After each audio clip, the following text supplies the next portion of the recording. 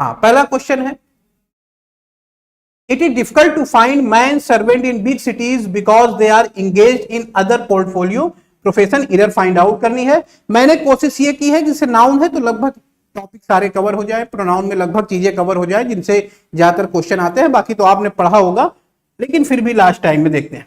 It is difficult to find man servant, ये काफी कठिन है मैन सर्वेंट्स को पाना बिग सिटीज, बड़े शहरों में, बिकॉज क्योंकि दे आर इंगेज, सही लिखा हुआ है, मैन सर्वेंट्स प्लूरल है, उसके लिए प्लूरल प्रोनाउन दे का यूज किया गया है, उसी हिसाब से वर्ब है। They are engage in other profitable profession, वो अन्य कार्यों में भी व्यस्त रहते हैं।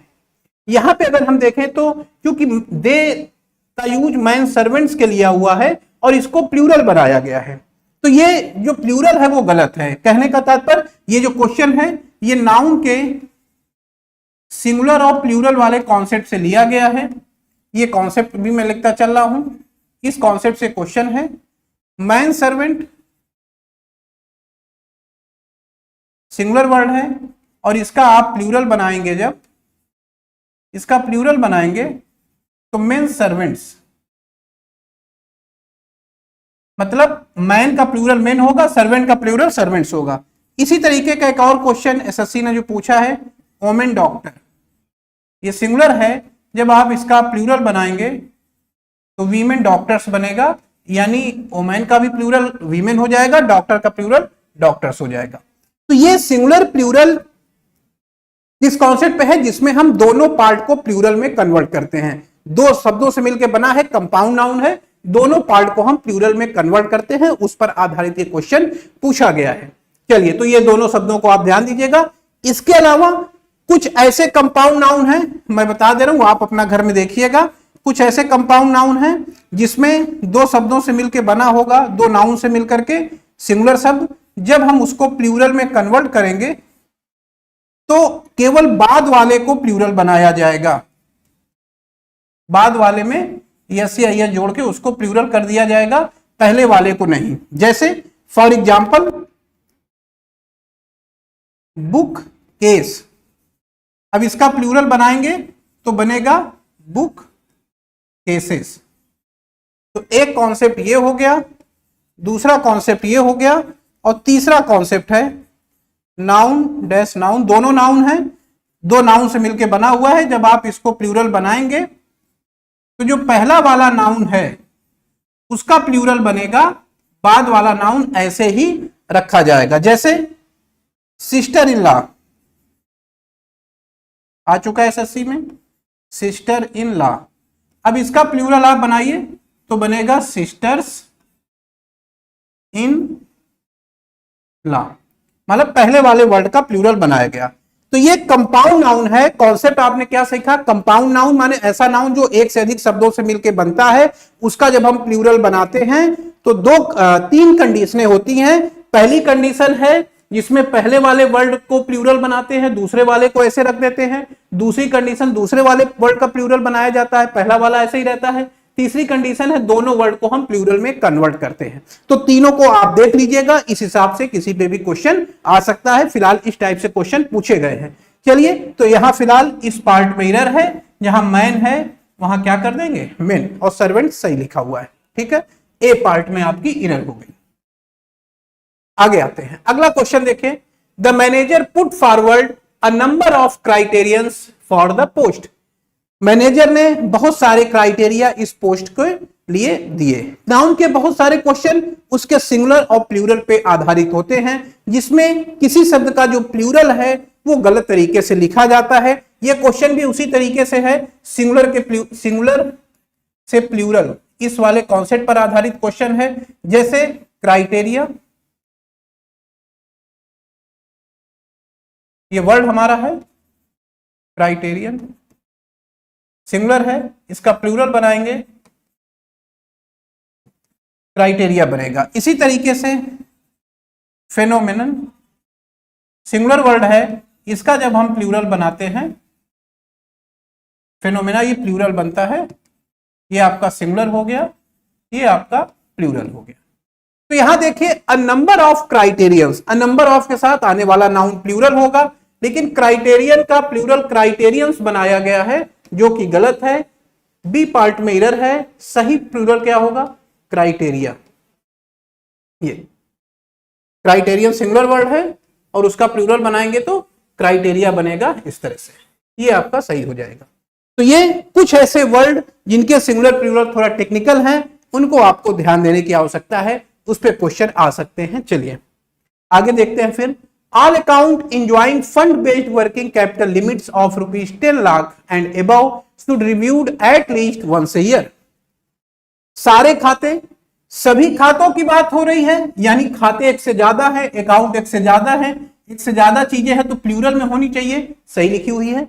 सभी account enjoying fund based working capital limits, जो कि fund based working capital limits को एंजॉय करते हैं 10 लाख रुपए की, और ये लाख एक नहीं है, एक से ज्यादा है, एक से ज्यादा है तो लाख लिखा हुआ है, सही है। अगर एक होता तो 1 लाख लिखते, एक से ज्यादा है तो 1 लाख लिखा हुआ है, ये भी सही लिखा गया है। And above should reviewed at least once a year, ये भी सही लिखा हुआ है, कम से कम साल में एक बार इसका रिव्यू करना चाहिए। एरर कहां है, ये देखिए, ये करे 10 लाख रुपए की लिमिट, तो 10 लाख रुपए की लिमिट तो एक ही हुई भाई, ये लिमिट कितने रुपए की है, 10 लाख रुपए की एक सीमा बना दी गई, तो सीमा तो एक ही हुई ना, एक से ज्यादा लिमिट थोड़ी हुई, 2 3 4 लिमिट यहां नहीं बनाई गई है, एक लिमिट बनाई है कि 10 लाख और एबव की एक सीमा है। तो यहां पर इस सेंटेंस को पढ़ने पर, इस सेंटेंस को रीड करने पर समझना हमें पड़ेगा कि जो कैपिटल वर्किंग कैपिटल लिमिट है, वो लिमिट केवल एक सिंगुलर चीज की है, और वो एक चीज क्या है, 10 लाख एंड एबव, 10 लाख या उससे ज्यादा इसकी सीमा। तो इसलिए यहां पे ये लिमिट शब्द सही होगा, अगर हम यहां पे लिमिट्स लिखेंगे तो वो गलत हो जाएगा, क्योंकि 10 लाख की एक सीमा, इस तरह से भाव आ रहा है, एक ही लिमिट है जो 10 लाख या एबव को दर्शा रही है। तो सेंटेंस के सेंस को निकालने पर यह पता चला कि यह शब्द यहां सिंगुलर होना चाहिए, इस पार्ट में एरर है, बी पार्ट में यहां लिमिट्स की जगह हमें क्या करना है, लिमिट। तो ये जो क्वेश्चन है ये किस कैटेगरी का है ये भी सिंगुलर प्लूरल के कॉन्सेप्ट पे, लेकिन ये सिंगुलर प्लूरल देख करके नहीं कर पाएंगे, सेंस के आधार पे कर पाएंगे। ये पहले जो आए हैं उनसे अलग है, पहले जो 2 क्वेश्चन मैंने लिए उससे अलग है। यानी आपको समझना है क्वेश्चन पढ़ते समय यह भी ध्यान देना है कि कई बार मीनिंग, देखिए मैं क्वेश्चन की नेचर ऑफ क्वेश्चन की बात कर रहा हूं, कई बार सेंटेंस का सेंस निकाल के हमें समझना पड़ेगा कि हमें उस नाउन को सिंगुलर में लेना है या प्लूरल में लेना है। तो इस क्वेश्चन का कॉन्सेप्ट भी मैं लिखता चल रहा हूं कि कॉन्सेप्ट है सेंस के आधार पे, सेंस के आधार पर डिसाइड करना है। क्या डिसाइड करना है कि नाउन सिंगुलर या प्लूरल होगा, ये आपका कॉन्सेप्ट हो गया। चलिए ठीक है, तो ये इस पर आधारित क्वेश्चन था, एक इस वैरायटी से भी आपको इस एंगल से भी चीजों को देखना है। अगला question, in his opinion every senior citizen will benefit from the new rule, उनकी राय में हर व्यक्ति, हर सीनियर सिटीजन इस नए रूल से लाभान्वित होगा। ये डायरेक्ट बेस्ड क्वेश्चन है। देखिए इसके पहले वाले क्वेश्चन में हमें कॉन्सेप्ट समझना था, सेंस निकालना था, फिर डिसाइड करना था, ये अलग है, ये फैक्चुअल क्वेश्चन है। क्या फैक्ट है इसका, इसका फैक्ट है ईच, एवरी, ईदर, नीदर। इनके साथ अगर कोई नाउन आ रहा है तो ये नाउन कैसा होगा, सिंगुलर। इनके साथ अगर ये नाउन आ रहा है तो ये नाउन सिंगुलर होगा, और ये पूरा कंस्ट्रक्शन, ये पूरा construction as a subject singular की तरह वर्क करेगा, सिंगुलर होगा। Concept number first. Concept number second इसी से मिलता जुलता, each of, every one of, either of, neither of. इनके साथ अगर कोई नाउन आ रहा है, या वन ऑफ भी ले सकते हैं, इनके साथ अगर जो नाउन आएगा, ध्यान दीजिएगा, इनके साथ अगर कोई नाउन आ रहा है तो वो नाउन अपनी प्रकृति में कैसा होगा, प्लूरल होना चाहिए, वो नाउन प्लूरल होगा। लेकिन ये पूरा कंस्ट्रक्शन एज ए सब्जेक्ट, ये पूरा construction as a subject singular होगा।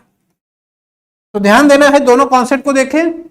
ईच एवरी इधर इधर के साथ नाउन सिंगुलर होता है, लेकिन पूरा सब्जेक्ट के रूप में भी ये सिंगुलर माना जाता है। Each of every one of इधर नीदर ऑफ वन ऑफ के साथ नाउन प्लूरल होगा, लेकिन ये पूरा स्ट्रक्चर है, ये सब्जेक्ट कैसा माना जाएगा, सिंगुलर। अब आइए यहां पे every senior citizens, each every इधर इधर के साथ आने वाला नाउन सिंगुलर होगा। यहां पे इधर हो गई, बी पार्ट में इसको सिंगुलर करना पड़ेगा, सिटीजन, ऐसा कर लेंगे, ये सही हो जाएगा। चले हम लोग आगे की तरफ, समझ गए होंगे आप।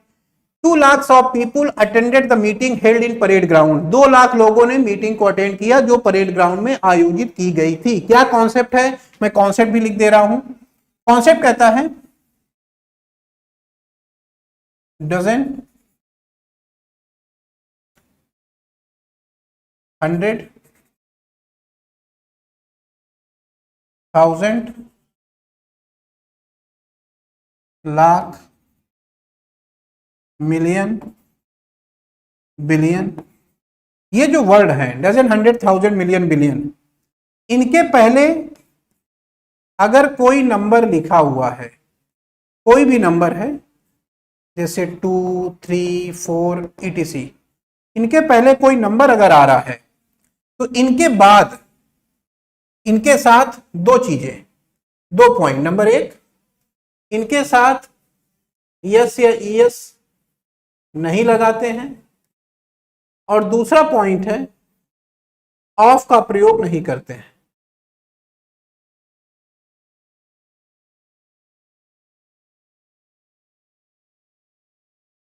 इनके साथ यस या, ये पहला कॉन्सेप्ट हो गया कि डजन 100,000 मिलियन बिलियन, इनके पहले अगर कोई नंबर आ रहा है तो इनके साथ यस या यस मत लगाइए, इनके साथ ऑफ का प्रयोग मत करिए। एग्जांपल देखते हैं, 2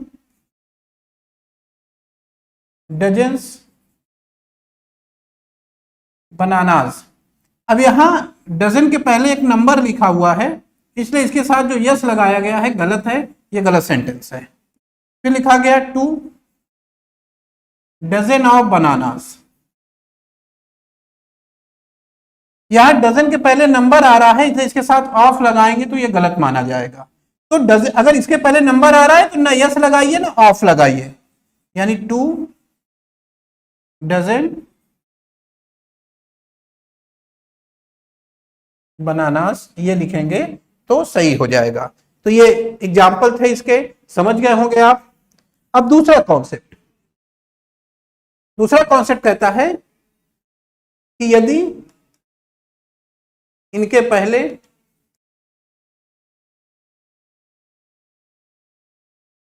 नंबर नहीं है, तो यदि इनके पहले नंबर नहीं है तो यस या ईएस लगाते हैं और दूसरा ऑफ भी लगाते हैं।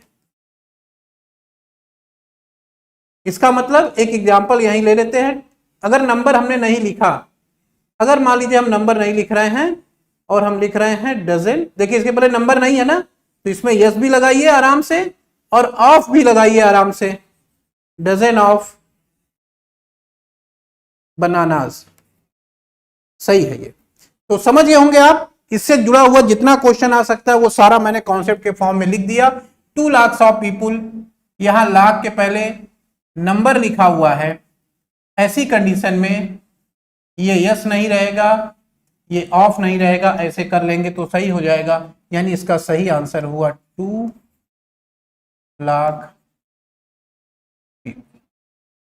ये सही होगा। ठीक है, आगे बढ़ते हैं।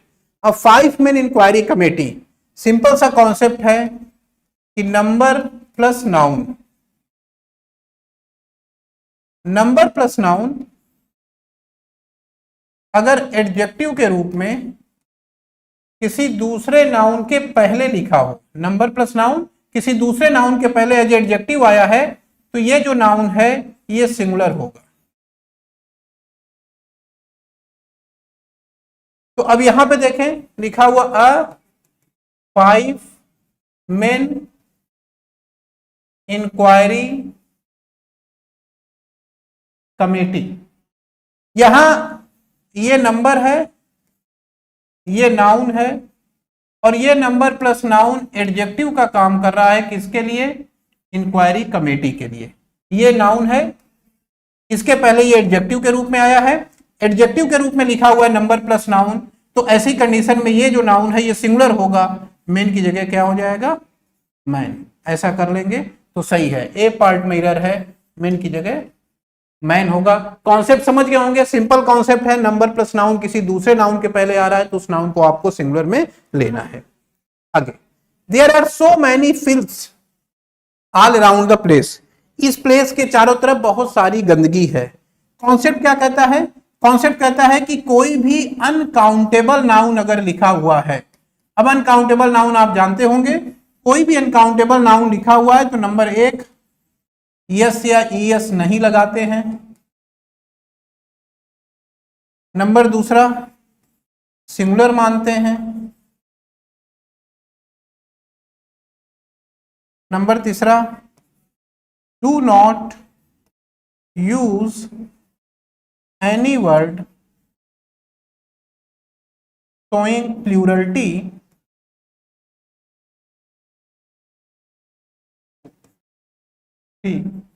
Before them.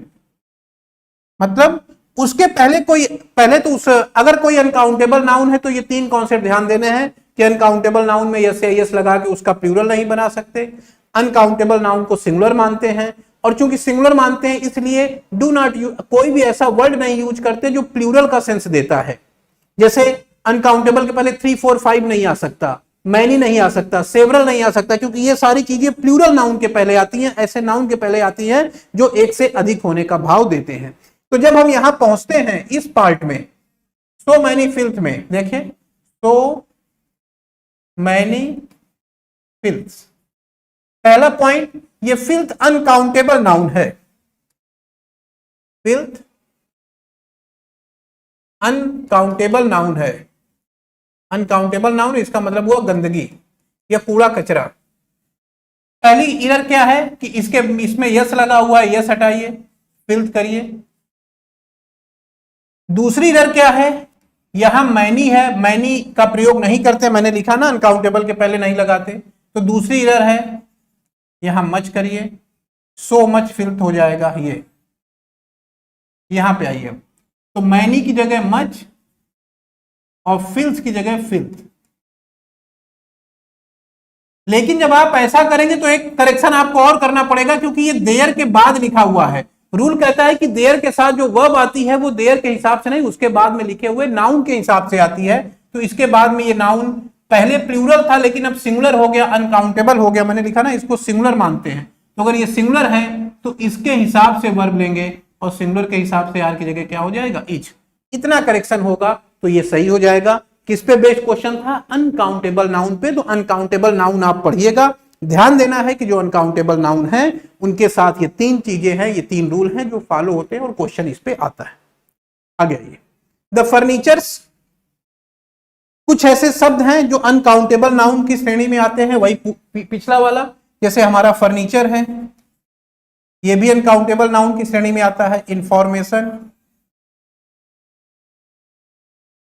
लगेज, बैगेज, तो बहुत सारे ऐसे शब्द हैं, फर्नीचर, इंफॉर्मेशन, एब्यूज गाली के सेंस में, ठीक है, तो मिसचीफ शरारत के सेंस में,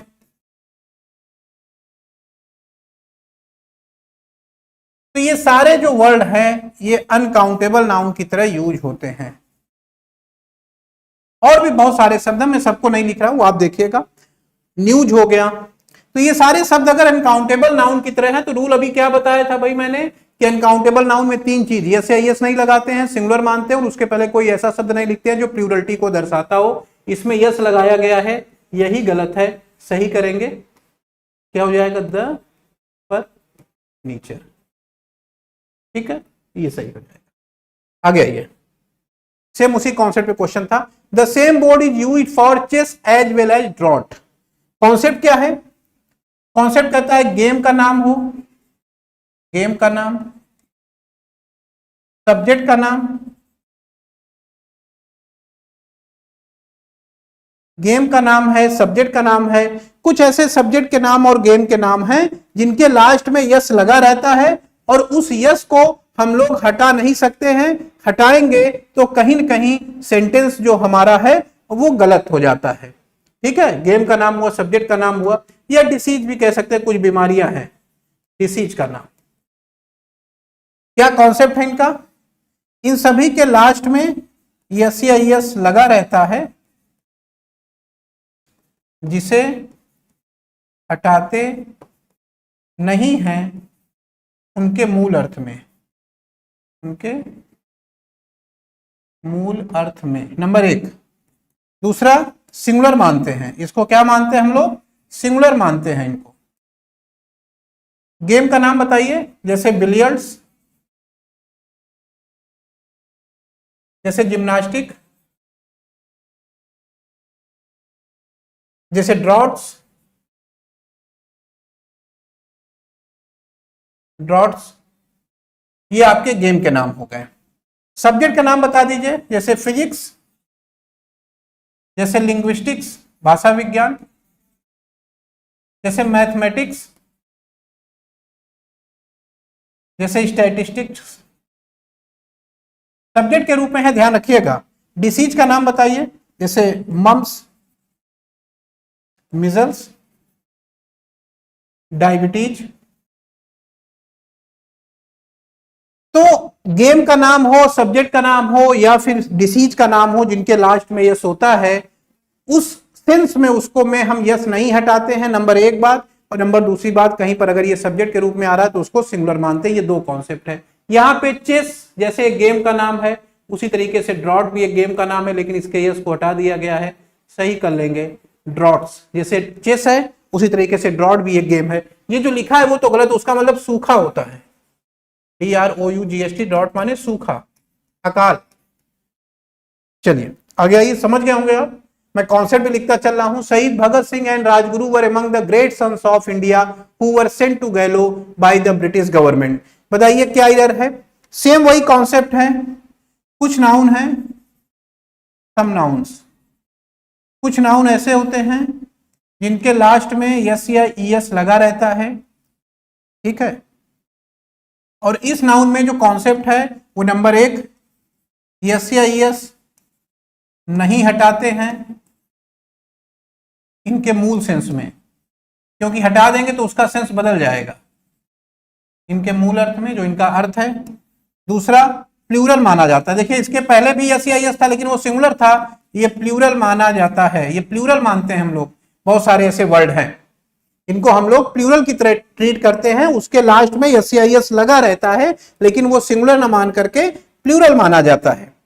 इसमें क्या क्या आता है सोचिए जरा, क्या क्या होगा इसमें? कौन कौन से नाउन हैं? जैसे कुछ ड्रेस के नाम है जिसमें 2 चीजें होती हैं ड्रेस में, जैसे आपका जीन्स हो गया, शॉर्ट्स हो गया, ट्राउजर्स हो गया।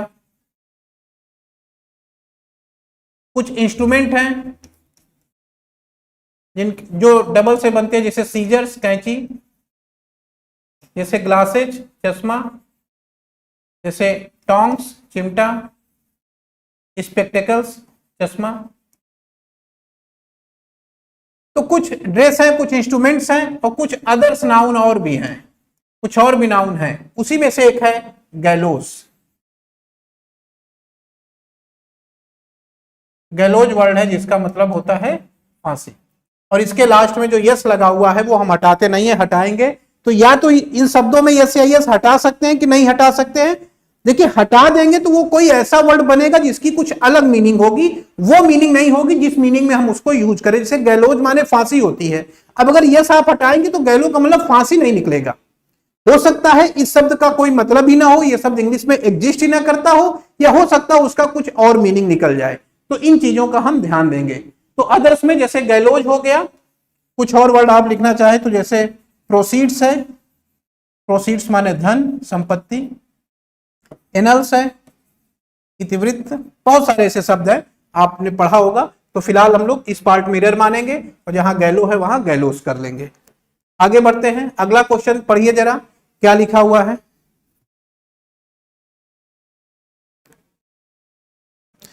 नीलकमल कह रहे हैं सर कंप्लीट ग्रामर का बैच लाइए। ठीक है भाई, लाएंगे, जल्दी लाएंगे। फिलहाल तब तक जो करा रहे हैं उसको कर लीजिए, अभी एग्जाम के हिसाब से चल रहा है, थोड़ी व्यस्तताएं हैं अभी मेरी। अभी मैंने 2 चीजें शुरू की हैं, एक सुबह आपके लिए एडिटोरियल की क्लास शुरू की है, इवनिंग में आपके लिए हमने वोकैब की क्लास शुरू की है। बहुत जल्द ग्रामर की भी क्लास प्लान कर रहे हैं, थोड़ा सा समय की उपलब्धता जैसी होती है, एक ग्रामर के लिए भी एक सेगमेंट हम शुरू कर देंगे। आइए फिलहाल, again the popular perception the intelligent is not arrogant. क्या कॉन्सेप्ट है? कॉन्सेप्ट कहता है कि जब आप कुछ ऐसे एडजेक्टिव हैं जिनके पहले जब हम द लगाते हैं, कुछ ऐसे एडजेक्टिव हैं जिनके पहले जब द लगाते हैं तो वो पूरा कंस्ट्रक्शन नाउन की तरह काम करता है। और किस तरीके से? प्लूरल नाउन की तरह, प्लूरल नाउन का सेंस देता है। और प्लूरल नाउन का सेंस देता है तो इसके साथ जो वर्ब होगी वो वर्ब भी कैसी होगी? प्लूरल। जैसे एग्जांपल के रूप में द पुअर, पुअर माने गरीब, द पुअर माने गरीब लोग। इसी तरीके से रिच माने धनी और द रिच धनी लोग। ठीक है, उसी तरीके से ये शब्द है द इंटेलिजेंट। इंटेलिजेंट एडजेक्टिव है, उसके पहले द लगाया गया, द इंटेलिजेंट नाउन बन गया है। द इंटेलिजेंट माने विद्वान लोग, तो प्लूरल का सेंस देता है ये। इसके साथ वर्ब सिंगुलर ना होकर के प्लूरल होनी चाहिए और इच की जगह हम क्या यूज करेंगे? आर। आगे बढ़ते हैं अगले क्वेश्चन में। I do not like play of hockey. Noun के रूप में देखिए प्ले वर्ब है, प्ले का मतलब हुआ खेलना गेम के सेंस में। लेकिन अगर आप नाउन की तरह यूज कर रहे हैं तो प्ले का मतलब नाटक हो जाएगा। नाउन की तरह, नाउन के सेंस में अगर हमें खेल का भाव रखना है तो हम प्ले न लिख के उसकी जगह क्या लिखते हैं? गेम। तो यहां होगा आई डू नॉट लाइक, क्योंकि ये एज ए नाउन यूज हुआ है। नाउन के रूप में जहां खेल का भाव हो वहां प्ले मत लिखिए, वहां गेम लिखिए। अगर वर्ब की तरह है तो प्ले लिख सकते हैं, प्ले माने खेलना हुआ, लेकिन एज ए वर्ब, यहां एज ए नाउन आ रहा है तो एज ए नाउन के रूप में हम प्ले न लिख के कहीं लिखना होगा खेल के सेंस में, तो हम गेम लिखेंगे, तो यहां गेम का भाव हो जाएगा। गेम कर लेंगे, सही हो जाएगा। आगे आइए, अवर आर्मी सल्यूटेड द कलर। हमारी आर्मी ने कलर को सल्यूट किया, गलत है। कलर माने रंग होता है, रंग को सल्यूट करने का कोई सेंस नहीं निकल रहा है। फिर किसको सल्यूट किया होगा? झंडे को। कलर्स होता है, कलर्स का मतलब होता है फ्लैग यानी झंडा, तो झंडे की स्पेलिंग कलर्स होती है, ध्यान दीजिएगा। तो सेंटेंस को हमने पढ़ा और सेंटेंस से हमने सेंस निकाला कि हमारी आर्मी ने रंग को सल्यूट नहीं किया होगा, झंडे को सल्यूट किया होगा। तो झंडे की स्पेलिंग तो कलर नहीं होती, कलर्स होती है, तो हम लोग यहां पे एरर मानेंगे। देखिए इस टाइप से भी क्वेश्चन आता है, ऐसे नाउन लिखे जाते हैं जिनका मीनिंग सिंगुलर में अलग और प्लूरल में अलग होता है। आप समझ पा रहे हैं? कुछ ऐसे नाउन है जिनका मीनिंग सिंगुलर में अलग होगा, प्लूरल में अलग होगा। ऐसे नाउन पे भी क्वेश्चन आते हैं, जैसे कलर और कलर्स आपने देखा। वैसे प्रोसीड्स है, सिंगुलर में नहीं होता है, लेकिन प्लूरल में लिखेंगे तो प्रोसीड का मतलब ऐसे से निकल के आता है। चलिए आगे बढ़ते हैं। फिलहाल the protester went on A rampage, गलत लिखा हुआ है। ये क्वेश्चन किस आधार पे है? फ्रेज को गलत तरीके से लिख दिया गया। ये होता है गो ऑन अ रैम्पेज, ये फ्रेज है गो ऑन अ रैम्पेज। कोई भीड़, बहुत सारे लोगों का समूह किसी दिशा में आगे बढ़ रहा है, तोड़फोड़ करते हुए, हंगामा करते हुए, गो ऑन ए रैम्पेज कहलाता है। गो ऑन ए रैम्पेज माने हंगामा करते हुए लोगों के समूह का आगे बढ़ना। यहां पे रैम्पेजिंग लिख दिया गया है, यही गलत है। सही तरीके से फ्रेज का नहीं यूज किया गया, यहां रैम्पेज हो जाएगा। मीनिंग समझ गए होंगे? गो ऑन ए रैम्पेज, हंगामा करते हुए आगे बढ़ना।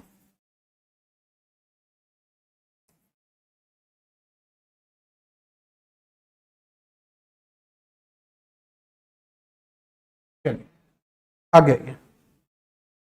Since the tenant fail to pay his rent on time, क्योंकि टेनेंट फेल हो गया, वो अपना समय पर अपना किराया नहीं जमा कर पाया। लैंडलॉर्ड डिनाइड हिम, लैंडलॉर्ड ने मना कर दिया एक्सेस माने पहुंच को, to the premise. Premise, premises, दो अलग अलग वर्ड हैं। ये प्रेमिस इसका मतलब होता है पूर्व कथन, प्री स्टेटमेंट किसी चीज का, और प्रीमाइसेस का मतलब होता है परिसर, किसी बिल्डिंग के आसपास का इलाका, जैसे विश्वविद्यालय परिसर, यूनिवर्सिटी प्रेमिसेस। तो यहां पे पूर्व कथन का सेंस है कि परिसर का सेंस है। देखिए दोनों नाउन है, सिंगुलर में इस नाउन का मीनिंग अलग है, प्लूरल में इस नाउन का मीनिंग अलग है। ये बॉय और बॉयज वाली कंडीशन नहीं है कि बॉय माने भी लड़का और बॉयज माने भी लड़के, सही सेंस निकलता है। यहां दोनों शब्दों का सेंस अलग अलग है। तो कई बार ऐसे क्वेश्चन आ जाते हैं जहां सेंस इसका है, यूज इसको कर दिया गया। अब ये डिफरेंस अगर आपको पता होगा तो आप समझ गए होंगे, यहां परिसर का भाव है, अपने घर में उसको नहीं प्रवेश करने दिया, घर के आसपास बाउंड्री में नहीं प्रवेश करने दिया, इसका मतलब ये गलत है। यहां पे हमें क्या करना चाहिए, प्रेमाइसिस। प्रेमाइसिस माने परिसर का भाव है, पूर्व कथन का भाव नहीं है। तो इस तरह से भी क्वेश्चन नाउन के पूछे जाते हैं। तो आपने देखा नाउन के हम लोगों ने क्वेश्चन लिए, सिंगुलरिटी प्लूरलिटी पे आधारित थे, कुछ कॉन्सेप्ट पे आधारित थे, कुछ सेंस पे, जैसे ये सब क्वेश्चन सेंस पे आधारित हैं। एक तो उसका मीनिंग आपको निकालना आना चाहिए, माने केवल इस चीज को जान करके ये क्वेश्चन नहीं होगा कि आपको पता है इसका मतलब ये, इसका मतलब ये नहीं। इस क्वेश्चन को करने के लिए ये तो पता ही होना चाहिए, साथ ही साथ इसका मीनिंग भी निकालना आना चाहिए। मीनिंग निकालेंगे तभी तो समझ पाएंगे कि ये आना चाहिए कि ये आना चाहिए। समझ गए होंगे आप पॉइंट। तो इस वैरायटी के क्वेश्चन नाउन में पूछे जाते हैं। आगे आप चलते हैं हम लोग। When he asked, जब उसने पूछा, why the machines were idle, हम लोग प्रोनाउन सेगमेंट में आ गए हैं। जब उसने पूछा कि मशीनें सुस्त क्यों हैं, we told him, हमने उसको बताया, it was broken, ये टूटी हुई है। कौन टूटा हुआ है, ये इट प्रोनाउन है, किसके लिए आ रहा है, मशीन्स के लिए। और मशीन्स सिंगुलर शब्द नहीं है, प्लूरल शब्द है। तो कोई भी नाउन अगर सेंटेंस में है और उस नाउन के लिए अगर कोई पर्सनल प्रोनाउन थर्ड पर्सन में ही, सी, इट और दे यूज किया जा रहा है, तो आपको जरूर देखना है कि अगर हमारा personal pronoun he, she, it, they या इसके परिवार का कोई भी व्यक्ति लिखा है तो वो अपने नाउन के अनुरूप होना चाहिए। एक बेसिक सा पॉइंट है, बहुत सारे क्वेश्चन एसएससी ने पिछले सालों में इस पे पूछे हैं, तो इस चीज का आपको ध्यान देना है। तो मशीनें सुस्त हैं, हमने उसको बताया कि ये टूटी हुई है, तो मशीन्स प्लूरल वर्ड है, उसके लिए इट नहीं लगाएंगे, क्या करेंगे, दे लगाएंगे, नंबर 1 पॉइंट। और दूसरा पॉइंट, जब दे लगाएंगे तो दे के साथ वाज नहीं आएगा, क्या लिखना पड़ेगा, वर। तो सी पार्ट मिरर मानेंगे, इट की जगह दे और वाज की जगह वर का प्रयोग कर लेंगे, सेंटेंस आपका सही हो जाएगा। ठीक है, आगे बढ़ते हैं। A person is sometimes accused of a crime, कोई व्यक्ति कभी कभी एक ऐसे अपराध का दोषी होता है विच दे डिड नॉट कमिट, जो उसने नहीं किया है। यहां फिर से पर्सनल प्रोनाउन आया, और पर्सनल प्रोनाउन मैंने आपको बता दिया थर्ड पर्सन में ही, सी, इट, दे। अगर ये आ रहे हैं तो ये किसके हिसाब से होने चाहिए, उस नाउन के अनुसार होने चाहिए जिसके लिए इनको यूज किया गया है। तो आपको ये जरूर चेक करना है कि अगर कोई पर्सनल प्रोनाउन है तो वो नाउन के हिसाब से हो। सिंगुलर के लिए ही, सी, इट का प्रयोग करें, प्लूरल के लिए दे का प्रयोग करें। यहां एक आदमी की बात हो रही है, एक व्यक्ति की बात हो रही है। तो एक व्यक्ति कभी कभी ऐसे अपराध का दोषी होता है जो उसने नहीं किया, तो ये जो दे शब्द है ये पर्सन के लिए आ रहा, पर्सन सिंगुलर है, सिंगुलर के लिए दे नहीं लगाएंगे, सिंगुलर लिविंग है तो ही का प्रयोग करते हैं। तो यहां दे की जगह हम क्या कर लेंगे, ही। क्यों, क्योंकि ये किसके लिए आ रहा है, ये आ रहा है अ पर्सन के लिए, और अ पर्सन सिंगुलर है, उसके हिसाब से ही का प्रयोग सही होगा। सी पार्ट मिरर मानेंगे, दे की जगह ही कर लेंगे। Next, neither of the two children said their prayer before going to bed. क्या होगा, पीछे जाइए, मैंने कॉन्सेप्ट डिस्कस किया है। क्या कॉन्सेप्ट डिस्कस किया था, each of, every one of, either of, neither of के साथ आने वाला नाउन प्लूरल होगा, लेकिन वो पूरा सेगमेंट सिंगुलर माना जाता है। उसके साथ वर्ब भी सिंगुलर आती है और उसके साथ प्रोनाउन भी कैसा आएगा, सिंगुलर आएगा। तो ये चीज मुझे यहां दोबारा अगर आप कहें तो लिखने की आवश्यकता नहीं है। Neither of the two children, ये आपका सब्जेक्ट है, उनमें से किसी ने भी अपनी प्रार्थना नहीं की बेड पे जाने से पहले। तो ये जो देयर शब्द है ये neither of the two children के लिए आ रहा है, और ये पूरा सेगमेंट सिंगुलर माना जाता है, इसके लिए सिंगुलर वर्ब का प्रयोग करते हैं और प्रोनाउन भी सिंगुलर लेते हैं। तो सिंगुलर लेंगे तो सिंगुलर के लिए दे नहीं आता है, ही, सी, इट का प्रयोग होता है, और ही के हिसाब से यहां पे क्या हो जाएगा, हिच कर लेंगे तो ये सही हो जाएगा। कॉन्सेप्ट क्लियर है या कहिए तो मैं लिख दूं, each of, every one of, either of, neither of, इनके साथ नाउन प्लूरल होगा, लेकिन ये पूरा कंस्ट्रक्शन सिंगुलर माना जाता है, और वर्ब भी सिंगुलर, और प्रोनाउन भी इसके लिए सिंगुलर। चलिए पूरा कॉन्सेप्ट भी मैंने लिख दिया, अब आप कर लीजिएगा इस टाइप से कोई भी क्वेश्चन आएगा तो। आगे बढ़ते हैं। इन द फोर्थकमिंग इलेक्शन, आने वाले चुनावों में, एवरी मैन एंड वुमेन, सही लिखा हुआ है, ईच एवरी इधर नीदर के साथ आने वाला नाउन सिंगुलर होता है, singular every man and women, must vote for the candidate, उनको जरूर ही वोट देना चाहिए, ऑफ देयर चॉइस, अपनी पसंद के। पीछे कॉन्सेप्ट डिस्कस कर चुका हूं, ईच एवरी इधर नीदर के साथ आने वाला नाउन सिंगुलर होता है, और वो पूरा कंस्ट्रक्शन सिंगुलर माना जाता है, उसके साथ वर्ब भी सिंगुलर लेते हैं, और उसके साथ प्रोनाउन भी सिंगुलर लेते हैं। तो ध्यान दीजिएगा, इसके साथ प्रोनाउन भी सिंगुलर आएगा। देयर चॉइस किसकी पसंद का होगा? एवरी मैन एंड वुमेन की पसंद का होगा, तो देयर इसके हिसाब से आएगा, सिंगुलर होगा। अब आप कहेंगे सर सिंगुलर तो होगा, लेकिन ही लें कि सी लें, क्योंकि मैन एंड वुमेन दोनों हैं, तो दोनों का ध्यान रखिए। आपका क्या जा रहा, आजकल लिखे हुए भी आता है, हिज आर हर लिख दीजिए, ऐसे हिज और हर अपने हिसाब से लोग समझ लेंगे, मैन वाले हिज ले लेंगे, वुमेन वाले हर ले लेंगे, गलत यहां पे हम मानेंगे। समझ गए होंगे आप, एवरी मैन एंड वुमेन, इसके लिए ये प्रोनाउन आएगा। ठीक है, आगे आइए।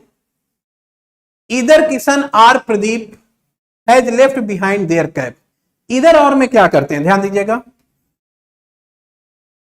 इधर ए और B, neither A nor B,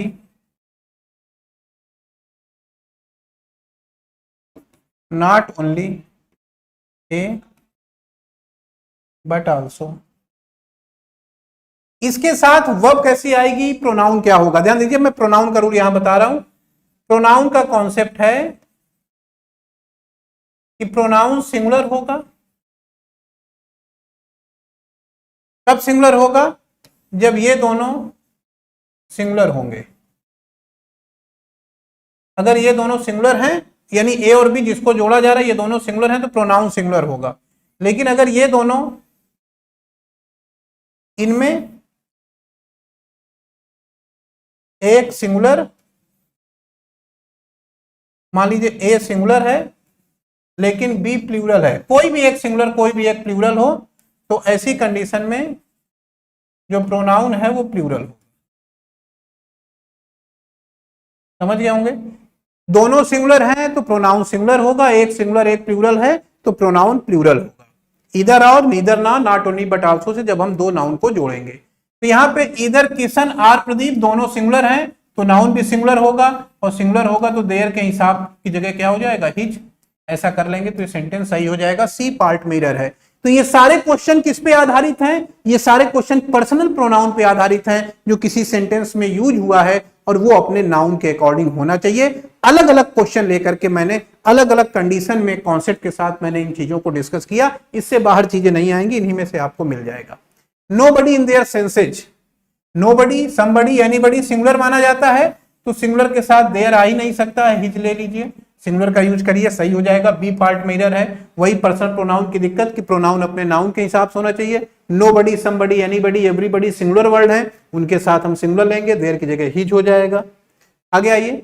you may be rest assured that Madhav knows more than me, आप इस बात से आश्वस्त हो सकते हैं कि माधव मुझसे ज्यादा जानता है।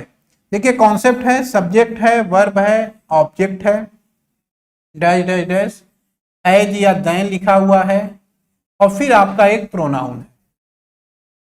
तो ये जो प्रोनाउन लिखा हुआ है, ये प्रोनाउन सब्जेक्टिव केस में होगा कि ऑब्जेक्टिव केस में? तो कॉन्सेप्ट कहता है ऑब्जेक्टिव केस में होगा अगर इससे तुलना हो। अगर ये इस ऑब्जेक्ट से तुलना हो रही होगी तो ये प्रोनाउन ऑब्जेक्टिव केस में होगा, और यही प्रोनाउन सब्जेक्टिव केस में होगा अगर इसकी तुलना इस सब्जेक्ट से तुलना हो। तो एज या देन के बाद, एज या देन के बाद आने वाला प्रोनाउन ऑब्जेक्टिव केस में होगा या सब्जेक्टिव केस में, इस चीज का निर्णय लेने के लिए हमें यह देखना पड़ेगा कि यह प्रोनाउन इसके कंपैरिजन में लिखा गया है या सब्जेक्ट के कंपैरिजन में लिखा गया। देखिए जरा, Madhav knows more than me, मुझसे ज्यादा माधव जानता है, तो मेरी तुलना किससे हो रही है? माधव से।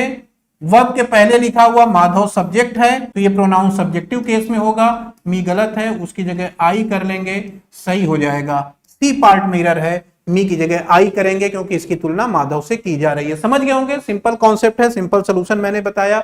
आगे आइए, क्योंकि मैं मान के चल रहा हूं कि आप ऑलरेडी काफी पढ़ चुके हैं, फिर भी मैं काफी डिस्कस कर दे रहा हूं। इतना डिस्कस करने की जरूरत नहीं है, सीधे आपको कॉन्सेप्ट बता के आगे बढ़ सकता हूं। आगे आइए, ही वॉक टू द मार्केट, वो बाजार गया, विद बोथ हिज सर्वेंट, अपने दोनों ही नौकरों के साथ, on either side of his, अब दोनों तरफ वो लोग थे, टू हेल्प हिम, उसके मदद करने के लिए, सामान को खरीदने के लिए। प्रीपोजिशन और उसके बाद प्रोनाउन। कॉन्सेप्ट कहता है प्रीपोजिशन या वर्ब, चाहे प्रीपोजिशन हो या वर्ब हो, उसके बाद आने वाला चाहे नाउन हो या प्रोनाउन हो, ये चाहे प्रीपोजिशन के बाद आए चाहे वर्ब के बाद आए, ये ऑब्जेक्ट होता है इस प्रीपोजिशन का भी और वर्ब का भी, और इसीलिए ऑब्जेक्टिव केस में लिखना चाहिए। इसका एक एक्सेप्शन है, आगे बताऊंगा। तो फिलहाल यहां देखिए, इधर साइड ऑफ प्रीपोजिशन है, प्रीपोजिशन के बाद ये प्रोनाउन लिखा हुआ है, लेकिन पजेसिव केस में है। ये चूंकि प्रीपोजिशन के बाद है तो उसका ऑब्जेक्ट है, ऑब्जेक्टिव केस में लिखिए। हिज की जगह क्या हो जाएगा? हिज की जगह हिम होगा, बी पार्ट मिरर मानेंगे और सेंटेंस आपका सही हो जाएगा। आगे आइए, इट वाज हर, रूल कहता है इट इज या वाज। इट इज या इट वाज के साथ जब भी आप प्रोनाउन लिखते हैं, इट इज या इट वाज के साथ जब आप, देखिए पीछे का रूल हो गया वर्ब के बाद ऑब्जेक्टिव केस, लेकिन उस रूल का एक्सेप्शन है, ये पीछे वाले रूल का अपवाद है। ये कह रहा है इट इज या इट वाज के साथ अगर आप प्रोनाउन लिखेंगे तो वो सब्जेक्टिव केस में होगा।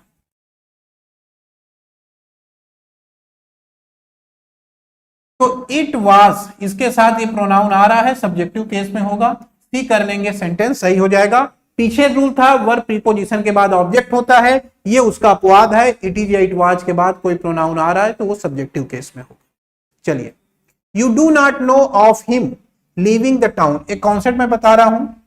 अगर कहीं पर ऐसा कंस्ट्रक्शन मिल रहा है, preposition plus pronoun plus verb की फर्स्ट फॉर्म में आईएनजी, ध्यान दीजिएगा, प्रीपोजिशन प्रोनाउन प्लस वर्ब की फर्स्ट फॉर्म में आईएनजी, ऐसा कंस्ट्रक्शन अगर मिल रहा है तो ट्रिक लगानी है। ये ट्रिक है, इंग्लिश में भी कभी कभी ट्रिक काम कर जाती है।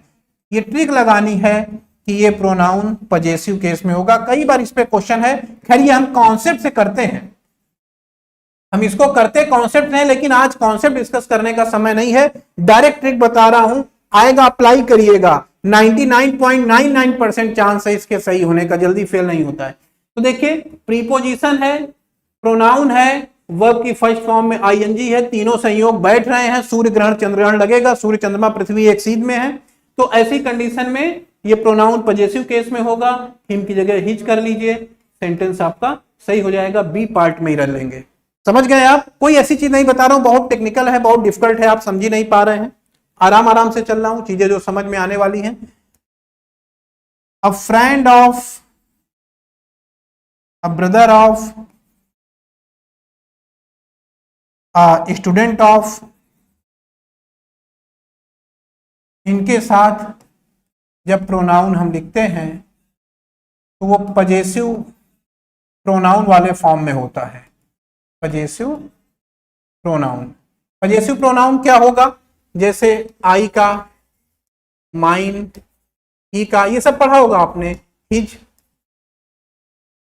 दे का, देयर्स, इस तरह से। तो अब फ्रेंड ऑफ मिल गया, पजेसिव प्रोनाउन होगा, मी की जगह माइन, ये रटा हुआ, इसमें ज्यादा समझना नहीं है, ये कॉन्सेप्ट वाले क्वेश्चन नहीं है, ये रट्टू वाले क्वेश्चन है, कौन से ये पता है आपको, सीधे अप्लाई कर दिए, फ्रेंड ऑफ, और इन्हीं पे इन्हीं 3-4 में मिल जाएगा, friend of, brother of, student of, इन्हीं मिलता है। इसके साथ पजेसिव प्रोनाउन माइन, हिज, और ज्यादातर मी ही आता है, उसकी जगह माइन कर दीजिएगा। यू का योर्स होता है, पता होगा आपको, ये सारे पढ़े होंगे आपने, ऐसा नहीं है कि अब एसएससी का सीएचएसएल का एग्जाम देने जा रहे हैं, अभी कुछ पढ़ा ही नहीं है, तो कुछ पढ़ा ही नहीं है तो फिर 2023 नहीं 24 की तैयारी करिए। आगे आइए, आई एंड टीना क्या कॉन्सेप्ट कहता है, एक से अधिक प्रोनाउन अगर लिखे हुए हैं तो 2, 3, 1 इस कॉन्सेप्ट से आपको लिखना है। 2 का मतलब सेकंड पर्सन, 3 का मतलब थर्ड पर्सन, और आई का मतलब फर्स्ट पर्सन। जनरली यही रूल लगता है, लेकिन भूल या गलती को स्वीकारना हो, अगर ऐसा सेंटेंस में भाव है तो 2, 3, 1 की जगह 1, 2, 3 इस क्रम में हम लिखते हैं चीजों को। तो देखिए, आई फर्स्ट पर्सन है, टीना किसी का नाम थर्ड पर्सन है, गलती को स्वीकारा नहीं जा रहा, ये लोग बाजार में गए हैं घूमने के लिए, तो 2, 3, 1 पहले सेकंड पर्सन यानी यू लिखा जाएगा, सेकंड पर्सन है नहीं तो थर्ड पर्सन लिखेंगे यानी टीना, फिर फर्स्ट पर्सन, तो ये गलत है, यहां हो जाएगा टीना एंड आई, ऐसा कर लेंगे सही हो जाएगा। किस क्रम में लिखना है, 2, 3, 1 पहले सेकंड पर्सन यानी यू, फिर third person he, she, it और दे, फिर फर्स्ट पर्सन यानी आई और वी, ये तो पता ही होगा आपको। आगे चलते हैं, each cigarette which a person smoke, हर सिगरेट जो एक आदमी पीता है, does some harm to himself, वो कहीं न कहीं उसको नुकसान पहुंचाती है। देखिए, सब्जेक्ट वर्ब ऑब्जेक्ट, अगर सब्जेक्ट और ऑब्जेक्ट सेम हैं तो इस ऑब्जेक्ट की जगह जब आप प्रोनाउन लिखेंगे, इस ऑब्जेक्ट की जगह जब आप प्रोनाउन लिखेंगे तो कृपया करके ऑब्जेक्टिव केस यहां पे नहीं आएगा, बल्कि रिफ्लेक्सिव प्रोनाउन लिखेंगे। तब जब सब्जेक्ट ऑब्जेक्ट एक हो, और दूसरा कॉन्सेप्ट कहता है कि सब्जेक्ट है, वर्ब है, ऑब्जेक्ट है, सब्जेक्ट और ऑब्जेक्ट अगर अलग हैं, अलग अलग हैं दोनों, तो ऐसे में ऑब्जेक्ट की जगह ऑब्जेक्टिव केस लिखिए। यहां विवाद है, ऑब्जेक्टिव केस होगा हिम, ही की अगर हम बात करें, ही का ऑब्जेक्टिव केस हिम होगा और रिफ्लेक्सिव प्रोनाउन होगा हिमसेल्फ। तो हिम लिखे कि हिमसेल्फ, हिमसेल्फ लिखा हुआ है, सही है कि गलत, सब्जेक्ट और ऑब्जेक्ट देखिए, देखिए पहले सेंटेंस को समझिए। हर cigarette which a person smokes, ये पूरा रिलेटिव प्रोनाउन क्लॉज है, ये अलग हो गई। विच ए पर्सन स्मोक, ये सेंटेंस यहां से शुरू हुआ, यहां से खत्म हो गया, ये रिलेटिव प्रोनाउन क्लॉज है, ये आपका सब्जेक्ट है, ये वर्ब है, does some harm to himself, ये ऑब्जेक्ट है। तो ऑब्जेक्ट है हमारा हिमसेल्फ और सब्जेक्ट है हमारा ईच सिगरेट, अलग अलग हैं दोनों, इसको मत देखिए, ये तो अलग क्लॉज है, विच से लेके स्मोक तक अलग क्लॉज है। सेंटेंस आपका ये है, each cigarette does some harm to himself, ये सब्जेक्ट है, ये ऑब्जेक्ट है, अलग अलग है दोनों। जब सब्जेक्ट ऑब्जेक्ट अलग है तो ऑब्जेक्ट की जगह ऑब्जेक्टिव केस लिखिए भाई, रिफ्लेक्सिव प्रोनाउन लिखा है, गुमराह कर रहा है आपको, सही करिए इसको, हिमसेल्फ की जगह क्या हो जाएगा, हिम, सही हो गया। सिंपल कॉन्सेप्ट, सब्जेक्ट ऑब्जेक्ट एक है, मैंने अपने आप को मारा, मैं सब्जेक्ट, मार खाने वाला भी मैं, ऑब्जेक्ट की जगह आप रिफ्लेक्सिव प्रोनाउन लिखिए। सोहन ने मुझको मारा, अब मारने वाला सोहन है, मार खाने वाला मैं हूं, सब्जेक्ट ऑब्जेक्ट अलग अलग हो गए, तब ऑब्जेक्टिव केस का प्रयोग करिए। आगे बढ़ते हैं अगले क्वेश्चन में, देखिए जरा, आई शैल अवेल ऑफ, पढ़िए जरा, सोचिए क्या एरर हो सकती है इस पार्ट में। अंकित जायसवाल लिख रहे हैं हिज लिविंग, हाँ भाई सही आपने आंसर दिया अंकित जी, इसके पहले वाले क्वेश्चन का मैं थोड़ा देख नहीं पाया, कमेंट है आपका। आई शैल अवेल ऑफ, देखिए रूल क्या कहता है, रूल बता दे रहा हूं जल्दी से, present absent, introduce, enjoy, avail, introduce, enjoy, avail, ये जो वर्ब हैं present, absent, introduce, enjoy, avail, adapt to, accustom to, ये जो वर्ब हैं, एडाप्ट टू लिख लीजिए, एकस्टम टू, इन वर्ब के बाद, इन वर्ब के बाद यदि ऑब्जेक्ट है तो रिफ्लेक्सिव प्रोनाउन नहीं होगा, और यदि ऑब्जेक्ट नहीं है